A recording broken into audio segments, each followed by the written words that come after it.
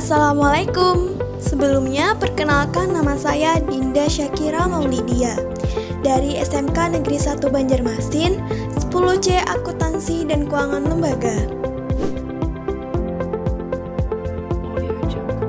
Oke, di sini saya ingin berbagi ilmu tentang pencatatan keuangan sederhana.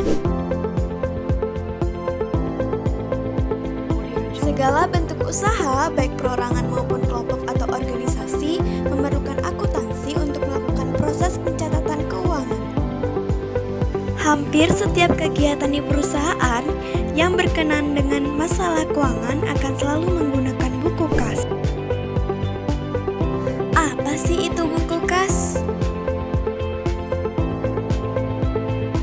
Buku kas memegang peranan penting untuk memproses pencatatan keuangan dan sebagai alat bantu dalam memberikan informasi keuangan tentang segala transaksi keuangan yang dapat mengubah posisi keuangan suatu usaha.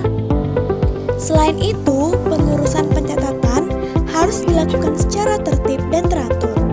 Dan juga, orang yang bertanggung jawab harus memiliki kemampuan menganalisis dan mengetahui prosedur pencatatan keuangan secara jelas dan akurat. Lalu, apa itu keuangan? Keuangan adalah hasil dari proses pencatatan yang merupakan suatu ringkasan dari transaksi-transaksi keuangan yang terjadi selama tahun buku yang bersangkutan. Kemudian, setelah pengertian keuangan, masih ada tujuan pencatatan dan bukti transaksi atau dokumen. Selanjutnya adalah tujuan pencatatan. Tujuan pencatatan dibagi menjadi 3. Yang pertama, untuk mengetahui kondisi data keuangan di masa lampau atau data historis. Yang kedua, untuk mengetahui kondisi data keuangan saat ini atau data up to date. Yang ketiga, untuk merencanakan keuangan yang akan dijalankan di masa yang akan datang. Lalu ada bukti transaksi dokumen.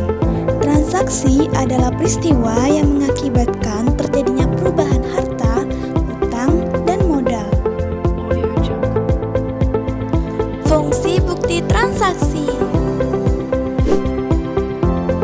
Yang pertama, untuk mengetahui siapa yang bertanggung jawab atas timbulnya suatu transaksi. Yang kedua, sebagai alat bukti tertulis yang berisi data informasi keuangan. Yang ketiga, sebagai pedoman untuk pembuatan laporan keuangan. Yang keempat, menghindari terjadinya manipulasi data keuangan. Yang terakhir, menghindari terjadinya penggandaan data bukti transaksi. Lalu ada bentuk bukti transaksi.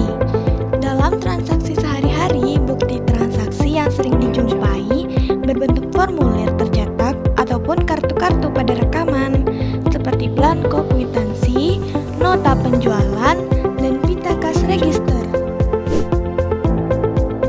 Yang terakhir adalah jenis-jenis bukti transaksi. Bukti transaksi dibagi menjadi 2. Yang pertama, bukti transaksi internal, dan yang kedua, bukti transaksi eksternal. Kemudian saya ingin menjelaskan tentang bukti transaksi internal. Bukti transaksi internal adalah bukti pencatatan kegiatan transaksi yang terjadi di dalam perusahaan. Bukti transaksi internal dibagi menjadi 3. Yang pertama, bukti kas masuk. Yang kedua, bukti kas keluar. Dan yang ketiga, memo. Yang pertama, bukti kas masuk. Bukti kas masuk adalah bukti transaksi yang dibuat oleh pemegang dana kas yang menerangkan bahwa ia menerima sejumlah uang secara langsung atau kontan. Bukti kas masuk adalah sebagai berikut. Yang kedua adalah bukti kas keluar. Bukti kas keluar yaitu bukti transaksi yang dibuat oleh pemegang kas yang menerangkan bahwa telah dikeluarkan sejumlah uang tertentu untuk keperluan pembayaran. Contoh bukti kas keluar sebagai berikut. Yang ketiga adalah memo. Memo yaitu bukti pencatatan kegiatan antar bagian atau antara manajemen dan bagian-bagian yang ada di lingkungan perusahaan. Contoh memo yaitu sebagai berikut.